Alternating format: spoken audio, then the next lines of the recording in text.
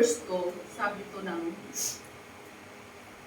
Galatia, ako si Pablo ang nagsasabi sa inyo, kapag nagpatuli kayo, binabali wala ninyo si Kristo. Kaya nga, sa ating buhay, na sabi nga, hindi tayo maging malaya sa mundo ito. Dahil ang sinasabi ng Panginoon sa Kristo, na ang sabi ni Pablo sa kanyang mga sinasalita, na kailangan, ang sinasabi na, ibig sabihin ang natutuli, sinasabi na kailangan makilala talaga natin ang Panginoon Hesus sa buhay natin. Na kung sino ba siya talaga sa buhay natin, na totoo siyang Diyos na makapangyarihan. Dahil kung sa pagtutuli, binibigyan tayo ng Panginoon ng karapatan na maging tunay niya tayong anak. Dahil kung hindi tayo binibigyan ng Panginoon ng karapatan na maging tunay na anak, wala tayo dito sa church, wala tayo dito sa kanyang gawain, wala tayo dito sa ubasan niya. Kaya na masubukan natin ito yung pagtutuli ng Panginoon sa Kristo doon sa Genesis 17:10-11. Doon natin masubukan yung kanyang mensahe sa Colosas, sa Galatia. Sabi dito narito, sinabi sa Galatia, ano ibig sabihin hindi sinasabi ni Pablo masama ang pagtutuli bilang medical na pamamaraan? Ang kanyang tinutukoy ay ang pagtutuli bilang paraan ng kaligtasan. Yan. Kung paano tayo pinagtuli ng Panginoon na para tayo ay maligtas o pagkakilala natin sa Kanya, na tayo ay maligtas sa mundong ito. Dahil ngayong panahon, titingnan naman ng mundo, hindi na natin alam kung paano namin magpapahayag namin. Ano na mga nangyayari sa mundong ito. Kaya pasalamat tayo sa Panginoon dahil sa simula-simula pa, kinilala niya na tayong anak. Sa loob ng tiyan, nilaang niya na tayo talaga na masumpungan natin siya sa bandang huli. Kaya nga nandito tayo, di ba, masumpungan na natin ang Panginoon dahil sa kanyang pagmamahal sa atin. Sabi niya dito sa Genesis, hindi lang katawan ang mahalaga sa Diyos, kundi ang puso. Ang pagtutuli ng puso ay ibig sabihin, alisin ang katigasan ng puso. Yan ang pagkakilala natin talaga sa Panginoon. Itong puso, na kung patuloy pa ito na hihimagsik ang puso natin, gaya minsan hindi na natin alam, minsan kunti lang natin may narinig na doon na tayo nag-iinit ng ating damdamin. Dahil hindi pa natin ito nasusurrender talaga ng puso natin. Ito kailangan din na matanggal ito sa buhay natin, ang mga bagay na kailangan natin na totoo talaga tayo na makakilala sa Diyos. Totoo natin na si Jesus na siya ay nananahan sa buhay natin o sa puso natin. Kasi kung hindi nananahan si Kristo sa puso natin, sayang lang ang ating pagkakilala sa Kanya. Dahil halimpapaw pa lang ating pagkakilala sa Panginoon, dahil itong tinutukoy ng Panginoon ang pagtutuli, ang puso natin, kailangan natin baguhin, ayusin. Talagang nandoon ang pagkakilala natin sa Panginoon, talagang kilalanin niya tayong totoong anak, dahil ang puso natin ang tinitingnan ng Diyos na para makilala natin siya ng lubos. O mamumuhay tayo dito ayon sa kanyang kalooban. Di ba? Talagang sabi nga, kasalanan at pagsuway at pagkakaroon ng pusong handang sumunod at pagmamahal sa Diyos. Di ba? Paano natin mahalin ang Panginoon kung mayroon man tayong mga bagay-bagay na may mga na tagiptip dito sa puso natin. Di ba? Kailangan alisin talaga. Mga bagay nga lumalabas, mas lalo sa puso natin. Tapos ang lumalabas sa bibig natin, iba-iba. Hindi yun, hindi kinakalugdan talaga ng Panginoon. Sa totoo lang, mahirap magsalita, magsabi tayo na tayo ay nakakilala sa Diyos.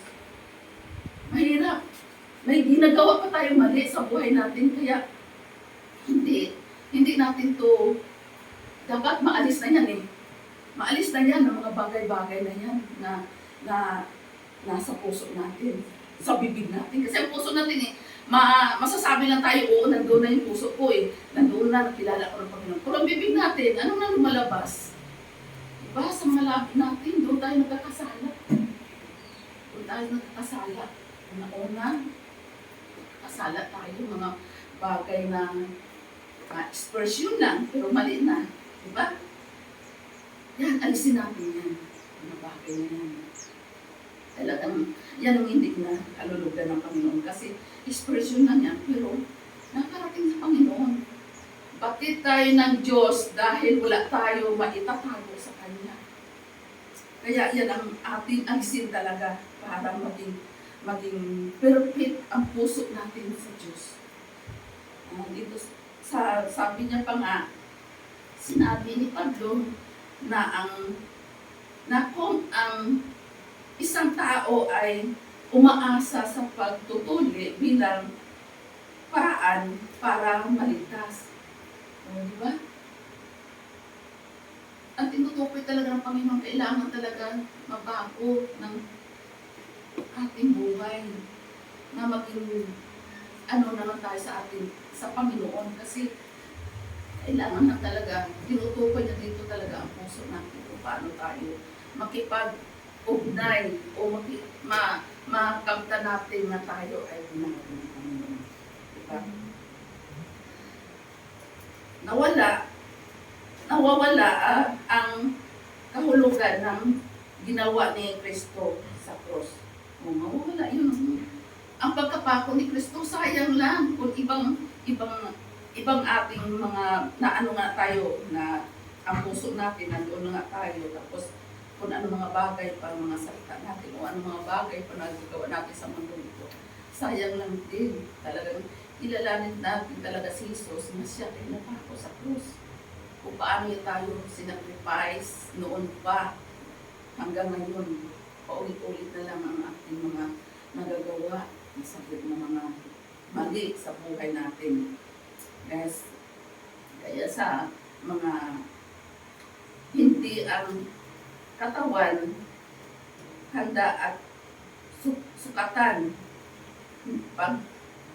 pagiging anak ng Diyos, hindi ang pusong binago ni Kristo. Kaya hindi sukatan yung ating katawan, hindi sukatan ng ating katawan kagaya nyo ng sinasabi niya dito, dahil tayo dito na tayo nagsisimba. Diba? Nag-ika po. Diba?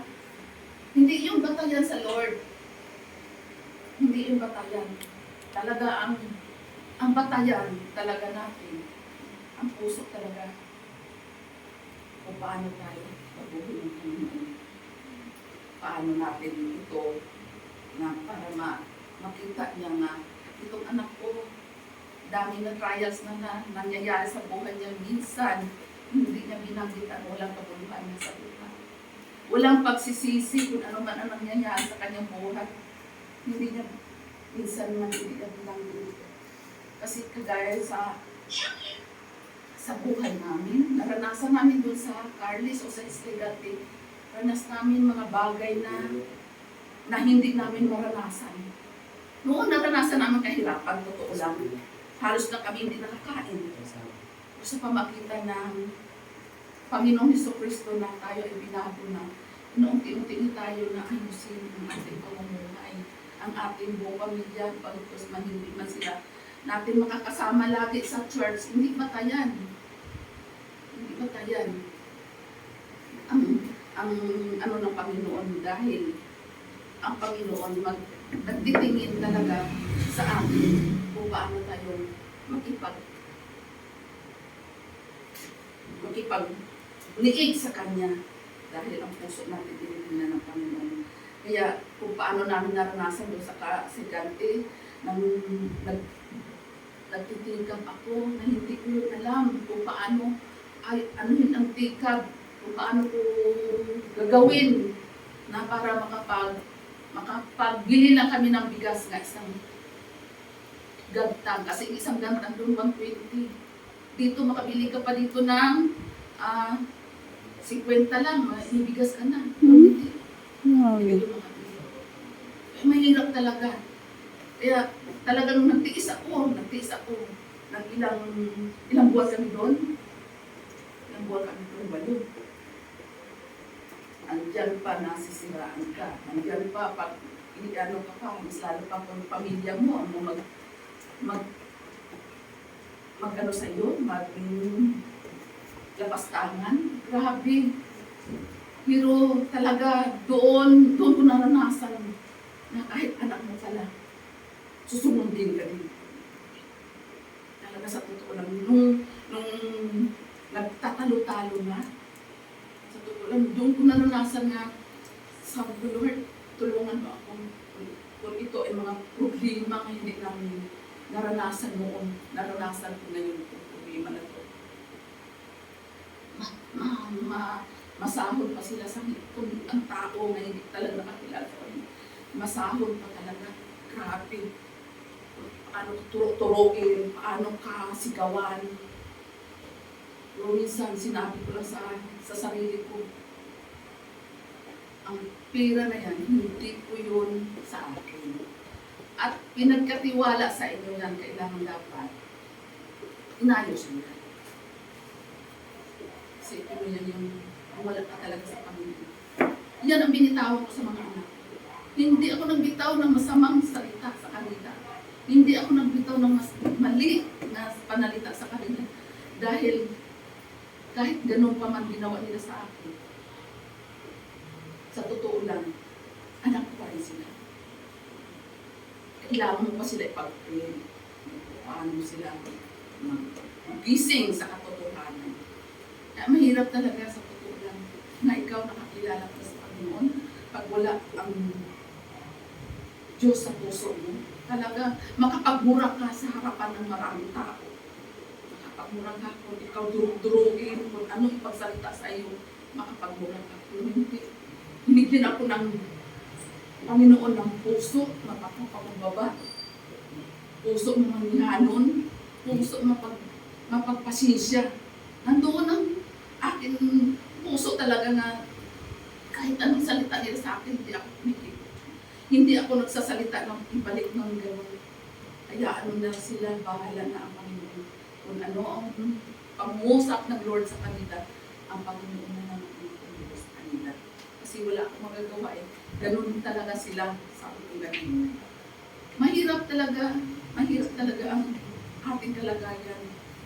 Dahil tinitis tayo sa ating mga anak. Tinitis tayo sa mga anak natin. Kaya nandoon, kung saan baga ay, sige na, sabi na siguro natin, sige na, tinitis ko nga to. Talaga kung siya ay sa Panginoon, tinitis ko nga to. Di ba? Dahil nauudyokan yung mga kung sino man o pamilya man yung sila. Sila ang ating ang struggling ng nanay o tatay sa buhay. Mahirap talaga makakilala ka sa Panginoon kasi nag-a-adjust ka sa pagalitan mo, nag-a-adjust ka sa mga bagay na kung ano isasabi mo, na hindi ka masasabi ng tao, kahit lapastangahan ka na nila, hindi ka nagbalik ng masamang salita sa kanila. Kaya napakabuti ni Lord.